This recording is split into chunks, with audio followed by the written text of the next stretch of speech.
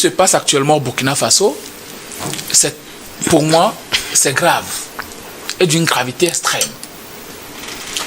Au Burkina Faso, un tournant politique majeur vient d'être acté. Les autorités de transition ont annoncé la dissolution de l'ensemble des partis et formations politiques du pays.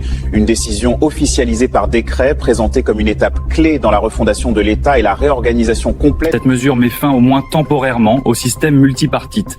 Les autorités évoquent la nécessité de préserver l'unité nationale dans un contexte sécuritaire tendu.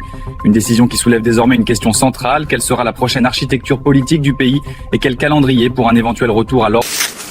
Le multipartisme, c'est le lieu de débat par excellence. Et les partis politiques servent d'alternatives crédibles aussi dans un pays. Et ça permet à celui-là qui est au pouvoir aussi d'avoir des limites. Mais si vous excluez les partis politiques, si vous les dissolvez, vous n'aurez même plus d'interlocuteurs. Et les gens seront amenés à faire quelque chose d'autre pour venir au pouvoir. Parce qu'à un moment donné, on dit toujours, le pouvoir absolu corrompt absolument. Et ce pouvoir absolu-là est en train de corrompre nos dirigeants de l'Afrique de l'Ouest. Et ça, je ne parle pas que d'Ibrahim Traoré, mais de tous ces pays-là où les gens sont en train de faire 3 mandats, 4 mandats, 5 mandats, ou bien même certains excluent les autres pour pouvoir tout prendre politiquement dans un pays. Ce qui se passe actuellement au Burkina Faso, pour moi, c'est grave et d'une gravité extrême.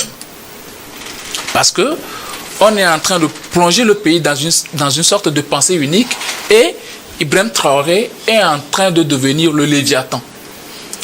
Tout ce que lui dit, c'est vrai, c'est réel et que les autres là, vous devez suivre. Même dans nos maisons, on n'a pas la pensée unique. Tu peux dire quelque chose, même ton enfant va contester de ce pays-là. Donc, ce qui se passe aujourd'hui au Burkina Faso, moi, c'est d'une tristesse pas possible. Et pratiquement dans toute la sous-région, je pense qu'on est allé après les indépendances où les gens sont venus au pouvoir et se disent, bon maintenant, c'est le parti unique, je suis le plus intelligent. Peut-être pas pour le Togo, hein? Oui, bon. Parce que vous venez de dire quelque chose qui m'a un peu... Ouais, mais... Peut-être pas pour le Togo. Quoi qu'on dise, à tous les niveaux de responsabilité politique, c'est unir aujourd'hui. Ces dirigeants militaires qui sont venus et ont donné l'impression qu'ils feront autrement, qu'ils feront mieux que ceux qui ne sont pas militaires, sont en train aujourd'hui de nous montrer qu'en réalité, ils sont pires que ceux qui ne sont pas militaires. Comment sont-ils pires? Parce qu'ils ont beaucoup plus parlé du côté sécurité. Là, ce n'est pas une affaire de sécurité. Justement, ça, c'est une affaire politique. On les attendait plus sur le plan sécuritaire. D'ailleurs, c'est ce qui a motivé leur plus de... Justement, et c'est là qu'ils ont fait les promesses. Voilà. Maintenant, la question est de savoir sur ce plan politique, quels sont les résultats.